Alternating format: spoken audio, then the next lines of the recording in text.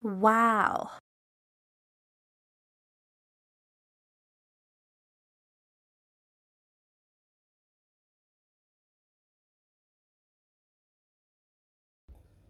Hello mga kamigo. Ito, magluluto tayo ngayon ng Pinoy style. Yan. Ito. Filipino style, pero hindi spaghetti. Baked mac. Baked mac ang gagawin natin. Yun, meron tayo ritong kalahating kilo ng giniling, pork giniling. Yun, means onion, means garlic. Siyempre, Filipino style spaghetti sauce. Pero nasa sa inyo yan kung ano na ang gagamitin nyo, mas prefer nyo na sauce. Tara, magluluto na tayo.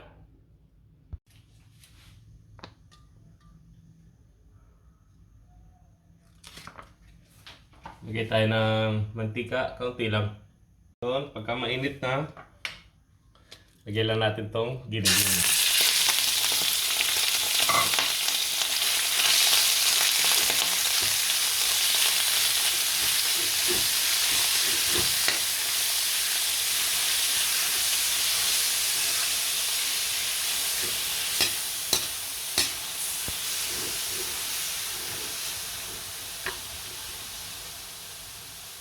Yan, sa ganyang pamamaraan kasi, ang gusto ko lang tanggalin yung tubig dyan dun sa karne. Kasi, hinugasan muna natin yan. Gawa ng, siyempre pag galing sa palengke, um, marami ng mga langaw o ano kasi open lang. Kaya kailangan huhugasan muna. Tapos, yun, tatanggalin natin yung tubig. Tubig ng karne. Timplahan na natin yan ng ano, paminta,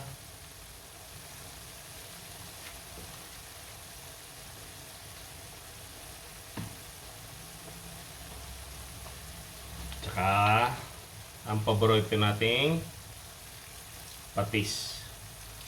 Yun.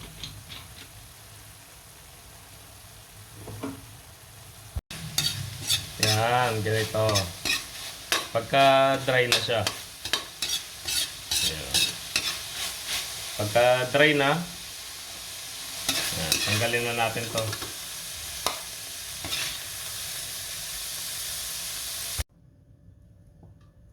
Yan, lagay tayo ulit ng mantika.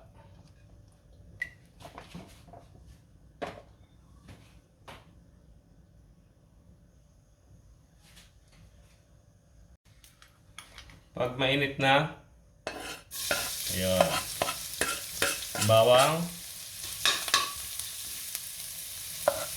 sibuyas,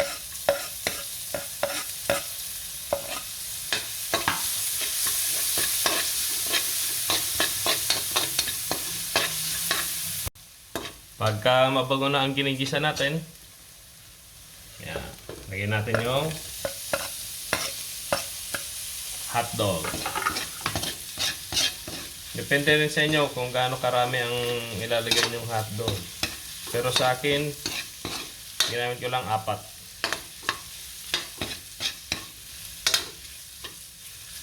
Lulutuin muna natin ng ilang minuto yung hotdog.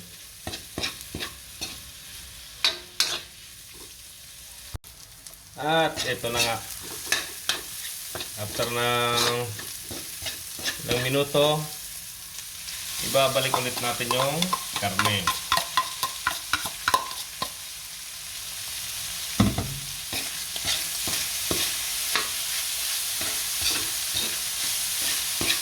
Yan, sama-sama na sila.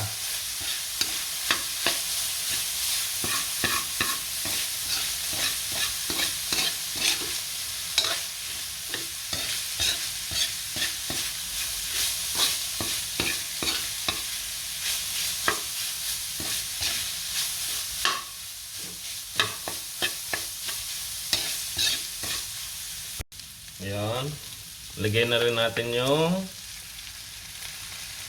spaghetti sauce.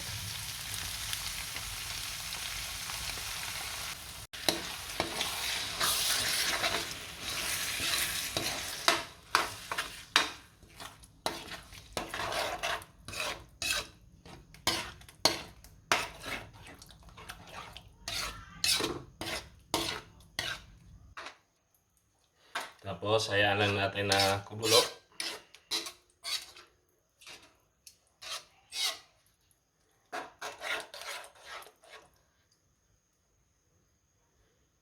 Yan. Okay na yung sauce natin. Yan. Hindi na ako nagtimpla dyan. Kasi yung Del Monte spaghetti sauce, may timpla na siya. Saktong-sakto na sa panlasa ko. Yan, meron lang tayo rito all-purpose cream. Nasa sa inyo na rin po yan kung anong gusto nyong gamitin.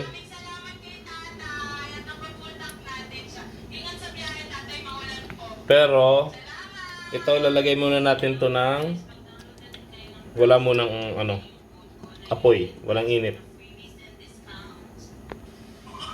Yan, tapos yan, pagka yung cream, yan, meron din tayo rito quick melt. Ito, hahatiin lang natin to. Yan, tapos gagadgarin natin dyan sasama natin dyan sa cream. Yan, yung kalahati lang yan yung ginamit ko. Yan, haluin na natin.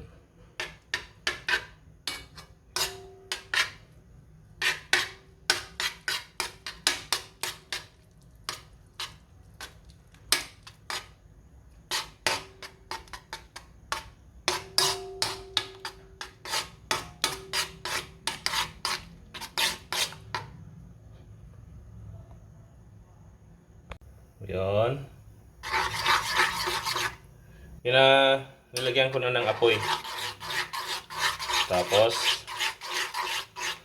mahina lang. Mahina. Alin lang natin to hanggang sa matunaw yung cheese na nilagay natin. Tapos, lalagyan natin siya ng paminta. Tsaka ng asin.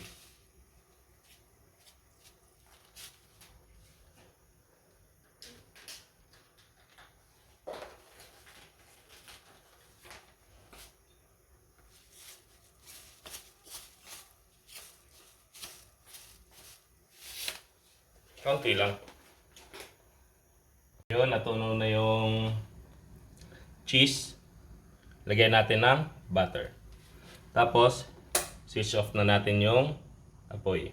Yan, dito sa kabila, mag-ano na tayo, painit ng tubig. Lulutuin na natin yung macaroni.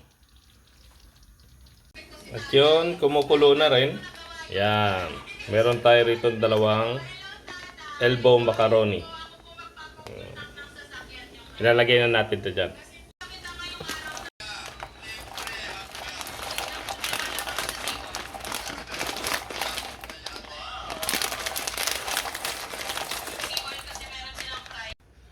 Lulutuin lang natin to ng mga 9 to 10 minutes.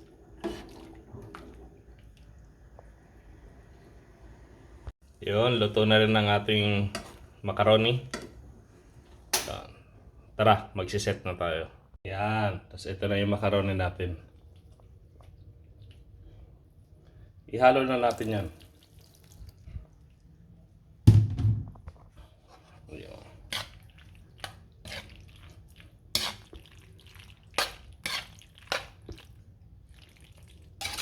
Napakasarap.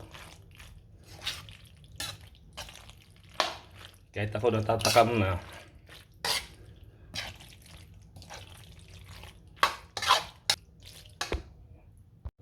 Yan, salin natin sa aluminum tray.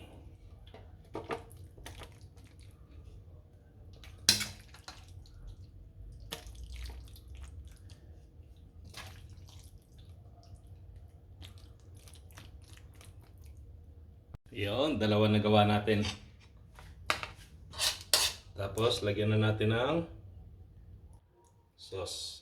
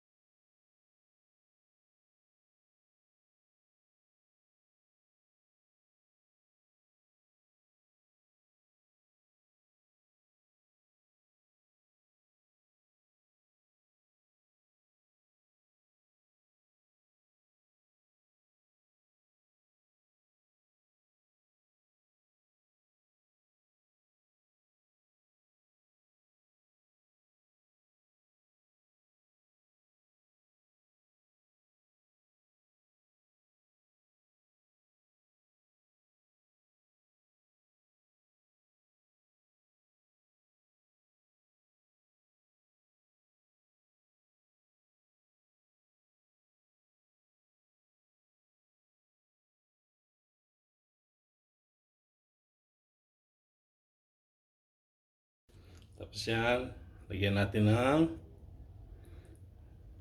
gadgaran natin ng melted cheese. Oh. Napaka-cheesy.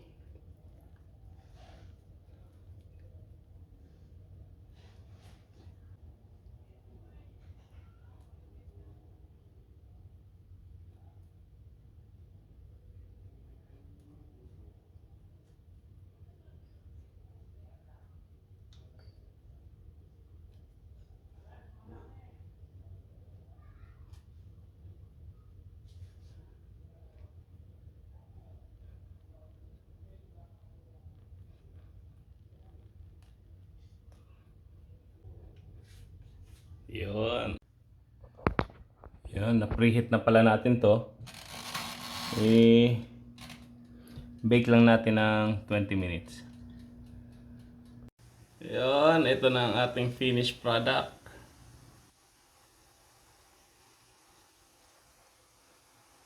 Yan.